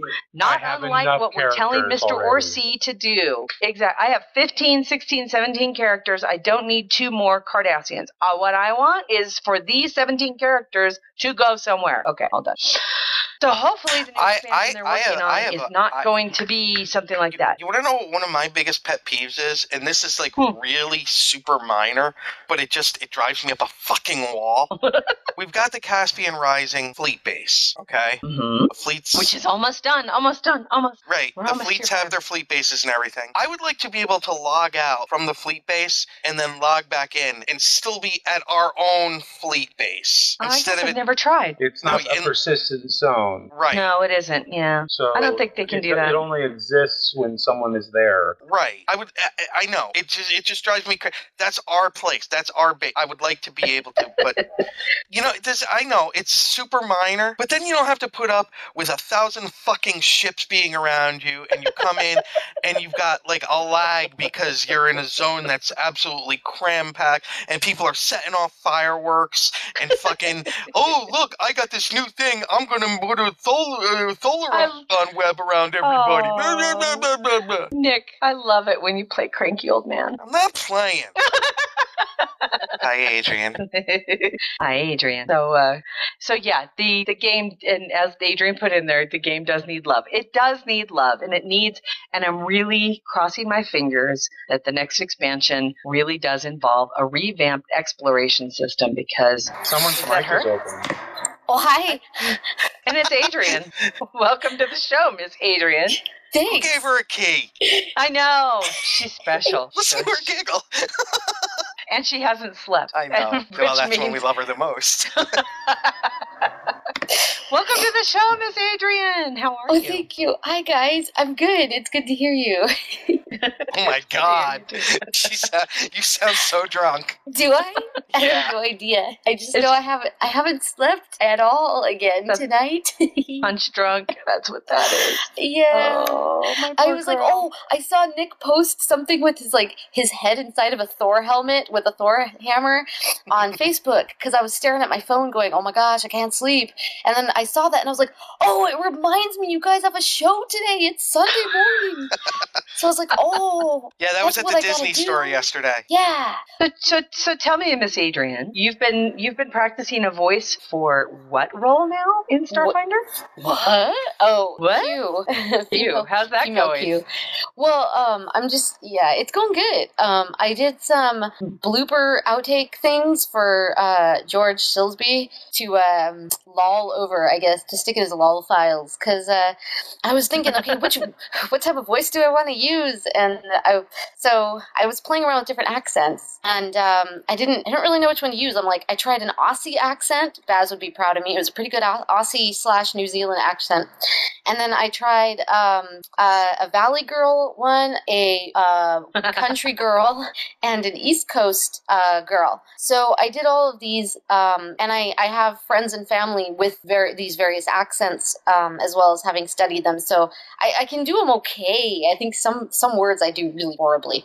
I'm rambling. This is so cool. So then what happened was George heard the East Coast one. That became his favorite one. But that's not the one I'm going to be doing because I think it'll overwhelm the scenes. And he was joking, going, oh, you got to do like Fran. That one. Like from Fran Drescher? Yes. And I'm like, okay, well, I can totally do that. But like, I don't think you want that because it's a bit overwhelming for a long period of time, just like that character was. So. Wait, whoa. Hold on. Back the starship up. Spaghetti. So some of us grew up in that environment with that Long Island Jew. Yeah. Well, no, that's my mom's side of the family. They're East Coast Jewish. Yes. So, from Jersey. Still to this day, Fran Drescher. Yeah. Yeah, they're from Jersey, Florida, Boston, and New York. So they're all over there. And they oh my goodness. Would you like some Florida orange juice from Fort Lauderdale? It's all of that stuff, you know. Well, Mike, you know who could join us on the Klingons of Long Island? Klingons of Long Island. So I was thinking, okay, so I pop in as this Q, you know, and well, I probably shouldn't say much about it. I'm sure George will probably play some of the bloopers later, but cool. I popped in as that and had fun with some of the script. Some of the bloopers. She did say bloopers. So, well, now that you're here, we're going to tie up the show by kind of finishing off with the Star Trek convention update. Shall we just start right off the bat with a Las Vegas update? Are we still talking Vegas, right? We are. Talking about Vegas. Yes. You're coming to Vegas, right? Star Trek Las Vegas may take place every August, but on this show. This is where we hang out the rest of the year. Exactly. The crew has been fatigued now from so many months in space, and they need to take a break. The landing party has been down to check out the terrain while the crew gets ready to play. They say there's only plant life living on this lovely rock, but a rodent up here's wearing a vest. And Baltimore Comic-Con. You're going to be there, are you not? Yeah, I'm getting there Wednesday. I'm staying till Monday. Yay! Okay, so the update is both Salome Jens, who played the female changeling, and Ethan Phillips, who of course was Neelix, both had to withdraw from the convention. Oh. Ethan got a job acting, so good for him. Congratulations. And they were replaced with Sean Kenny, who was the Captain Pike in the wheelchair. Gentleman. Okay. Oh, yeah. And then Morgan Gendel, who wrote Starship Mine and The Inner Light. Okay. And we've met Mr. Gendel before. Nice. He'll be in the vendor's room. I'm sorry. I thought you were going to say Morgan Freeman. I was really going to have a... Oh yeah, no, that would have been awesome, wouldn't it? So either way, they're still at 99 guests and counting, and the G&T I got 99 guests. And a Neelix ain't one.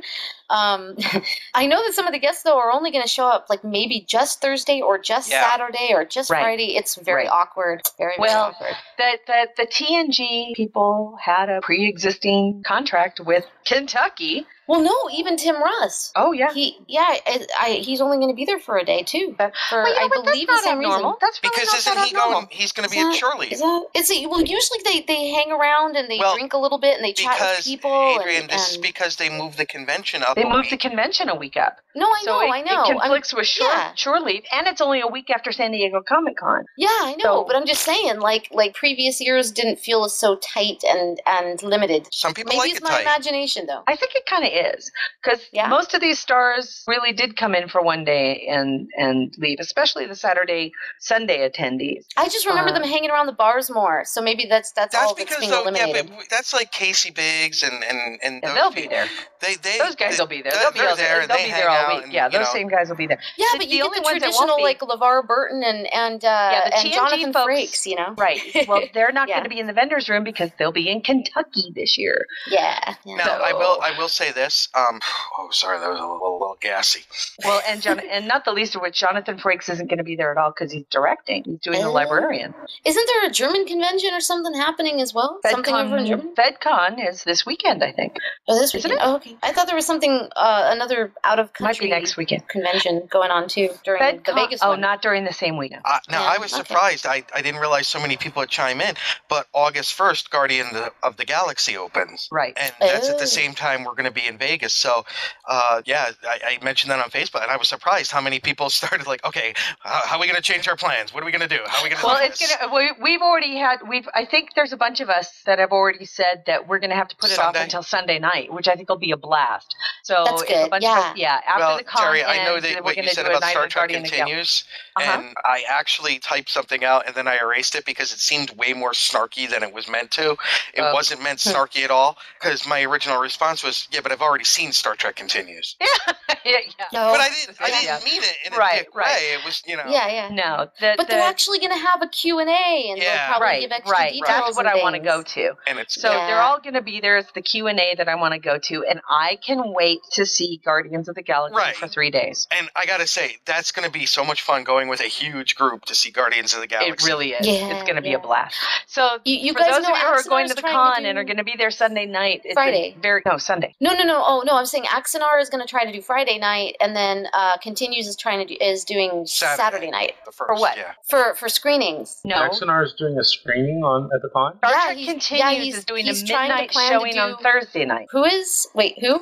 Continues. Wait, Continues. Yes, Continues. Thursday night. Not Saturday. Yes. No, so not Thursday Saturday. night Continues, and then Friday night Axanar was trying to do Alec Peters is trying to set something up for midnight on Friday night. Oh, interesting. I don't know where he's at with it yet, though. He told me that we were going to try to speak with him this week, but unfortunately we could not get them kind of nailed down. So I did not hear that. That's cool. Well, I don't know what he's going to screen yet, because as far as I know, he just has the trailer. Yeah.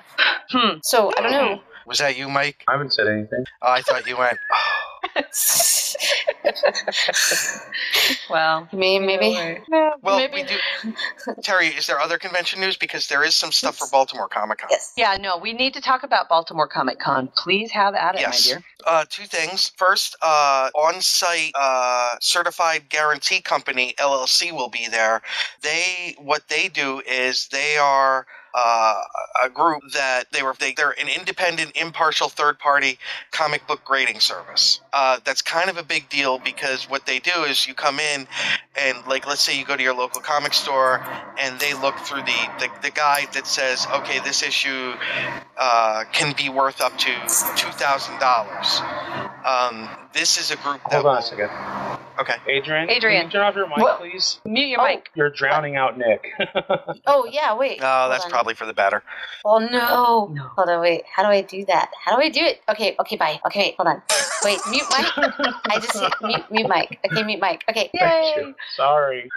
Are you muted? Yeah, but I can't hear that. See what I did there? Are you muted? See what I did? So if it says it's worth like $3,000, but they will look at it and they're like, really? So it's an actual physical appraisal group. Yes, that can say, Cool. okay, you've got a small bend here, you've got a tiny thing here, so they can say, so yes, if it is in mint condition, absolute mint, it's worth $3,000. Your copy's worth $600. It's an appraisal company. That's awesome. The other thing is Amy Chu, Jeremy Dale, Gerhard, and Ron Randall are going to be there. Now, I know a lot of our people don't know who they are. Amy Chu recently wrote for Vertigo, DC Vertigo Quarterly 1, Cayenne #1. She's the creator of the Alpha Girl Comics anthology series, Girls Night Out, and the horror mystery, The VIP Room. So that's really cool. Jeremy Dale he's well known in the comic community for his artwork on the G.I. Joe comics for Hasbro and IDW. As well as he's won the Harvey Award for Pop Gun Volume 1 from Image Comics and Miserable Dastards from Dial C Comics. Gerhard is a background artist and environmentalist design in indie comics with Cerebus the Aardvark, which has to be one of the great names of all time, Cerebus the Aardvark. And Ron Randall started at DC with a 2-page backup story in An Unknown Soldier, which was followed by stories in Sergeant Rock, The Warlord, Arik, Son of Thunder, and Swamp Thing. He's well known for having created Trekker at Dark Horse Comics in 1987 for Dark Horse Presents, and he published the character again in a new serialized version of the same title starting in 2013. So those were all added to the Baltimore Comic-Con, which really is it's a pure Comic-Con. That's cool. That's really cool. And speaking of Comic-Cons too, is that this week today is the last day of the Albuquerque Comic Expo. So if you happen to be in this area today, you can go. It's $20, 11 to 5. Yeah, I've seen some people posting from that. Rianne, my friend on Facebook, Rianne. She's one of the Starfleet cheerleaders. Oh yeah, yeah. There's a few Albuquerque fans around here quite a few, and it keeps getting bigger and bigger. And Rianne I wanted Fox to go this year because I really wanted to meet J. August Richards. He plays Deathlock in S.H.I.E.L.D. Oh, okay. He's there, but I think he was only here yesterday. But I did not get to attend. But when is the Baltimore Comic Con again, Mr. Nick? September 5th, 6th, and 7th. 5, 6, and 7. Great. And now, pictures Adrianne, of Rianne. You can take your mic off. She posted pictures of her in the Albuquerque Comic Con in her Starfleet cheerleader. Sweet. Yeah. Awesome. Adrianne, unmute your mic. I did. There you are. It was just a background hiss that kept getting louder and louder and louder. It was weird. Yeah, it wasn't you. It wasn't you. It was just the hiss. Well, no, I was just wondering actually if it was the fan that I have in the background, but I'm like, it shouldn't have been gradually getting louder. It would either be loud right off the bat or not at all. So whatever it was getting louder. It almost sounded like a diesel truck driving by. Oh, I don't know. It's like your windows open. No, I just see diesel trucks driving through my living room. I'm like, stop it, dudes. They're like, no. Well, I'm so thrilled that you're going to be at the convention this year. It's going to be a blast. I'm really looking forward to having everybody there. And I know Janice is Mike, looking our forward to good seeing story, you again. will not be able to make it. I know. Mikey, we're there's no one for Janice to hide behind. Shit about it all week. Because we want you there so I know. bad. And I know Everybody you wants want to me be there. I want to be there, but yeah. Mike, do you know what I heard from this? Where's my bodyguard going to be? Who can I hide behind? No. Oh no. Janice. I was like, suck it up, Buttercup. Get out into the real world. Well, I told Sori, I said last second, if anything changes, we will make it happen. Like I spoke for Terry and Nick and even Alan, and I was like, dude, we'll freaking make it happen. And I'm like, I hope that they don't get mad that I'm making this promise for them. But I'm like, but we'll make it happen. If Mike, last we'll sneak second you in anything under changes. a tarp. We'll sneak you in under a tablecloth. You know, like in the cartoons. It's not like he doesn't have a wristband. He's got a wristband that's ready to go. No, but I'm just thinking, how hilarious would it be like in a cartoon. We should do that where anyway. we're like sneaking Mike into the convention.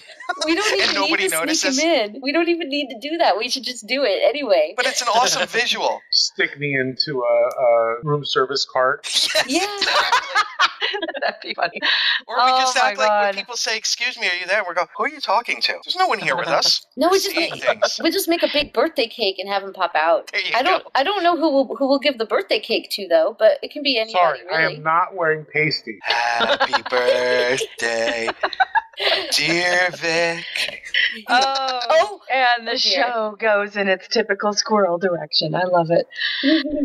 Miss Adrianne, thanks for joining us here at the tail end of the show. Oh, thank you, Terry. Are you sleeping at all today? I don't know. I hope so. I'm supposed to go to some a garden show with a friend at around 2:00. So I won't get much sleep if that's the case because I still have to eat something before that. And then after that, I don't know what's going to happen. It could be anything. You need a 5-hour energy drink. I think that'll really help. Oh my gosh. No. Well, maybe. I watched but I'm trying Wink yesterday, and there was a scene where they had that little talking squirrel that's just like hyperactive, and he gets a coffee and he starts bouncing off trees. That's what I imagined would happen to Adrianne. Adrianne's shooting a 5-hour energy drink and then just starts vibrating so fast she just goes to another dimension like the Oh my gosh, dude, my body temperature starts fluctuating and I get jittery and then I go, oh my gosh, I'm gonna die. I'm gonna die. But then I don't die, but I'm like, but this is it's death. It doesn't kill me though. This is what it's but like it's gonna to die. I'm gonna die one day from those things. But I have to like save up all of my energy drinks and have patience because I'm gonna need it for the convention. Yeah. Well, you know, Adrianne, you just described literally what my anxiety attacks are like all the time. It's like that. But I took your advice yesterday on something, Adrianne. Oh, did you? Uh-oh. I did. And the surgery is scheduled. No. Because the author Kelly Mettig and I, we went into medieval times. It's this big restaurant where you're in you would love it. They're LARPing. Dude, I've been to them, of course. Okay. So, my phone was down to like 14%, and this Anne Arundel outlet mall that we were at is just huge. It's huge. It's like the size of a casino in Vegas, and they have a Best Buy that is ginormous, and I ran in and I got one of those portable charger things like you talked about because I figured I needed to charge my phone and the convention's coming up. Yeah. You know so what? I got one of those. And let's do Adrianne, while you're here, why don't we do a tail end of the show? Because one of the things I got a couple of messages from Admiral Tade on Facebook. Oh, he's a dick.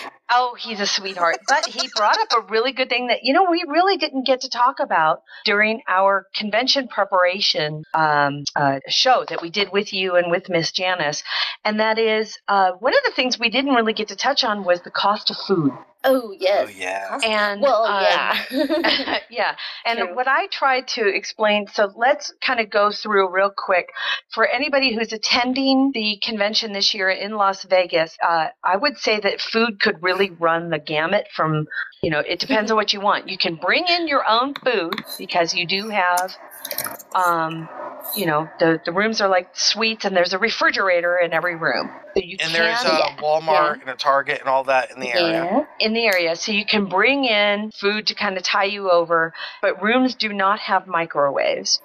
Oh, sorry, did pop something up in chat. We did talk a little bit about it. I vaguely remember talking about maybe little things we can kind of keep in our rooms, like yogurts or power bars, things like that. And we talked about the buffet. The steam rice, the steam cooker, the steam rice cooker. But right, because I was saying if you bring the rice cooker with you, just a small one, it doesn't weigh a lot, and you can cook oatmeal and stews and just reheat any of your soups, but you can do it in big portions. You have a lot of stuff sitting around, and then of course, rice. But wheat is so easy to cook too. Wheat, seriously, wheat. So, and for those people who are like, no, I'm not going through the hell of flying a rice cooker with me, and so many people are flying in. Yeah. What kind of food is available in the hotel? there is a higher priced Burger King. Yeah. Bring your own coffee and tea, because then you can just use the coffee maker in the hotel without having to pay for the hotel stuff. Those are Keurig single cup coffee makers. Yes. Yeah. So you have to bring the Keurig that's pods, true. coffee pods. They did and switch they to that. do sell them in the hotel at the Starbucks, but they are a bit pricier. So I ran to Target and bought them down there. Yeah. So the single cup coffee makers are in the room. There is a Burger King in the hotel. There is the buffet. The buffet runs $18 for breakfast and like $25 for dinner. Yeah, so I say screw that. Just hop over to the dim sum place because it's so much cheaper, and then you can always, Exactly. The Chinese restaurant, it runs about $10 an entree, and the entrees are pretty big, so you can get something over there. There's also the grill, which has salads and hot dogs and hamburgers and pizza. That's over there too, which is good, and that runs $10 or so per person, $10 to $15. Here's what I suggest though: bring ramen, and then get meat and veggies, just little portions of it from the restaurants downstairs, and you can add it into your ramen. So then you're only just paying a little bit for toppings, and it's just enough. Right. And somebody else brought something up. I think it was Baz, as a matter of fact, and I hate to give him any credit because he's Baz. Jet lag. Yeah. We did not discuss jet lag. Oh yeah, good point. Don't forget, especially for our friends who are coming in from Europe and under, Australia, and you're going to be hurting. Oh! You gotta survive. If you're taking a plane, survive it. Okay, here's what you do: bring hand sanitizer and use it throughout checkpoint, and use it after checkpoint, and use it on the plane, and use it when you get off the plane, and use it at the hotel, and use it during the convention. And every time you shake hands with somebody, use it. Keep a bottle with you at all times, because con crud is a very real thing. Yeah, and those food trays, people don't wipe down and sanitize the food trays or the armrests in the airplanes. They don't have time sometimes too. We use those. By the way, you can get them in small travel packs now. Did you know? Mm-hmm. So they're the antibacterial wipes. Yeah. You can get them. You get like 10 for $1, and you can wipe down your food trays or your tray tables on the airplanes, and then again, doorknobs, phones, anything that public touches. Cass Modine says the 3-hour time difference will hurt him. Okay, here's what you do, Cass, because I live this one. The going part, it's not bad. You're going to have a 27-hour day. Is what you're going to gain 3 hours on your way. When you're coming back, when you head home, you're going to hurt. What you want to do is adjust your eating schedule for one, so that you're eating on the schedule that you will be when you're going home. Correct. So that you're on that same schedule. And really, if you can do it, if you're taking vacation from work to it, I usually take a day or two after the convention off. Yep. Yeah. So that if you can. Yeah. If we you highly can. recommend it. If you can't, just go into work and bore everybody with your convention stories, and they'll leave you alone, and you can shut the door to your cube and go to take a nap. Yeah. I'll tell you though, here's one problem I have is I get so hyped up that I can't sleep. So what I learned is that when I'm ready to go to bed, which honestly could be at like 3 a.m. and then I'm only going to get a few hours if I'm lucky, and that's if no kids are screaming and pounding on walls and nobody's like decided to clean the windows outside of our hotel room. F you, Rio, last year. Are you serious? So hard in the butt. So effing hard in the butt. And like, seriously, I'm laughing about that. Mad. I'm sorry, but when else are they supposed to do it? This is turning me on that she's saying this. They did it at 7 a.m., something like that. It was like 6, actually it was earlier. It was like 6 to 7:30 a.m. and it just kept whacking the walls and then scraping down it, and it was a loud bang. And I'm sorry, I was trying to get a good look at you. That's what it was. But seriously, like I can sleep through a rock concert, and this was like poof, poof, and we're like, what the fuck? And we look over, and then we're like, okay, so he's not even at our window yet. We can hear this, and so the kids next door started up, and they're like, and I'm like, no. It's part of the problem of working in Las Vegas. So, you have to be working before that summer sun actually turns into a magnifying glass and torches you at noon. And so you only get like a little bit of time to sleep deep, and that's it. And so you have to maximize that little bit of time to get to sleep deep. It's Las Vegas. They expect you not to sleep, Adrianne. So what here's what you do is when you're ready to go to bed, make sure you have at least a little bit of wine in you and at least a couple sleep pills, and you're good.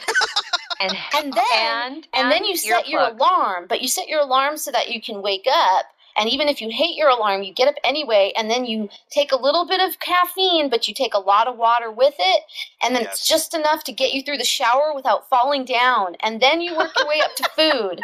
And then once you get ladies the food, and gentlemen, is our you get more professional. caffeine. And then after the more caffeine after the food, you're okay for a little while, and then you start to crash and you go, and then you need to get more caffeine. And you do this for like 3 or 4 days, and then you kind of survive. And that is a convention. And that is a convention. Something that when I told somebody about, they were like, "Oh, I never even thought about that." To aid with the sleep process, a lot of people take their computers with them, but at this point, pretty much everybody's got a I mean, even my mom has a smartphone. You can just put some white noise on. Yeah, that's good stuff. Put some white noise on your either your phone or your computer. Oh, just play the original series Star Trek, because you guys know it so well that it'll just be the most calming, nostalgic, familiar stuff. You can fall asleep to it. It's really good. Trust me, I've actually used that so many times to fall asleep to. I need to do that at the convention and try that. Yeah. I think what we need is we need an episode. We need to do a supplemental log where Adrianne doesn't sleep for 2 days, and then we just turn the mic on, and then we all leave. So Adrianne, my question is going to be: do you want to do the breakfast with the GNT show on Sunday morning from the convention? Because we'll just leave the mic with you and let you go. You mean for real? Yeah, like that's for what real. we did Like last my year. face? Yeah. No, Or we do it audio. Oh, okay. Maybe?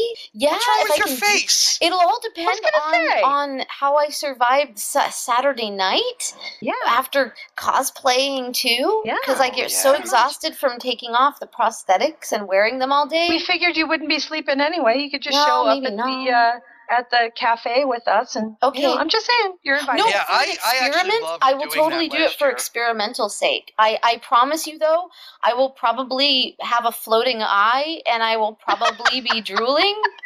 All right, you're turning me on now. No. Yeah. Well, the drool. You had me a drool. Yeah, but you know what? I'm not going to say no. I'll say yes. Should we end on drool? Oh, you can never go wrong ending on drool. drool. It's a fun ride. That's good. All right. Well, we do. We need to tie the show up. And Adrianne, once again, thank you so much, and especially for kind of toughing out that last end with us. But there were things I wanted to make sure we touched on. Yeah. But you can spend as much or as little on food as you want. There you go. So next week, episode 149. Wow. We are on, even though it's the 4th of July weekend. I'm up. Now, Mike, you have an announcement for episode 150, correct? Let's keep it a surprise, but yes, we have a special thing occurring for episode 150. I know, it's going to be very fun. Oh, I'm so excited. Adrianne's back out of the freeway again. All right, and there she goes. She's been away on her computer. Oh no, because someone posted the poster that said Zero Sum Game Dim starts, Sum and then Game. all I saw was Dim Sum Game because I'm tired and that's what I read. Cool.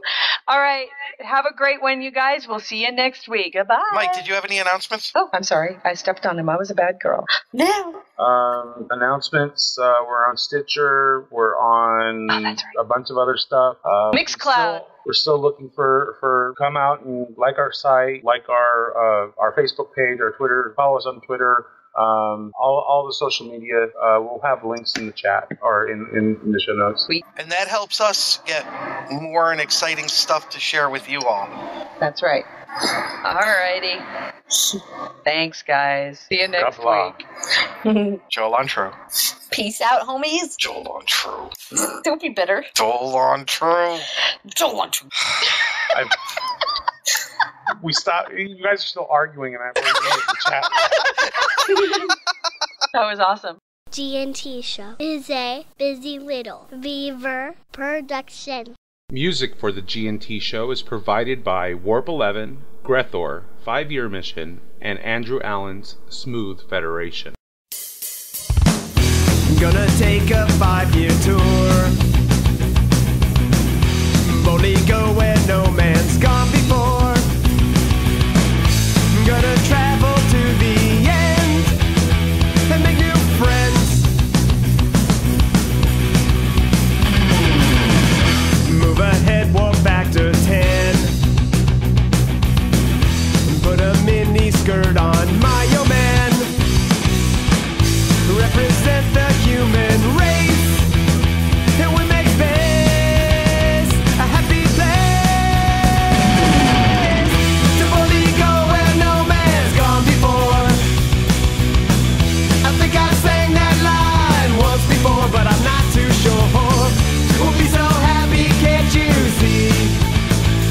zero G community. Gonna travel to new worlds. Beam on down and meet some green girls. Gonna see what we can see. A fancy free galaxy. To boldly go where no man's gone before. I think I sang that line once before, but I'm not too sure. We'll be so happy, can't you see? A zero G community.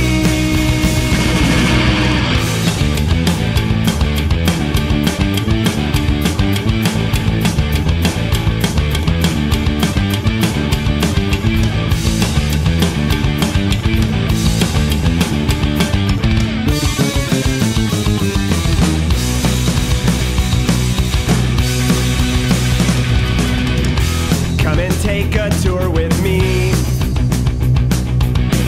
There'll be no cons or Kobayashi. Gonna travel to the end and make new friends with aliens. To boldly go where no man's gone before. Space heavy. I think I sang that line once before, but I'm not too sure. We'll be so happy, can't you see? A zero G community.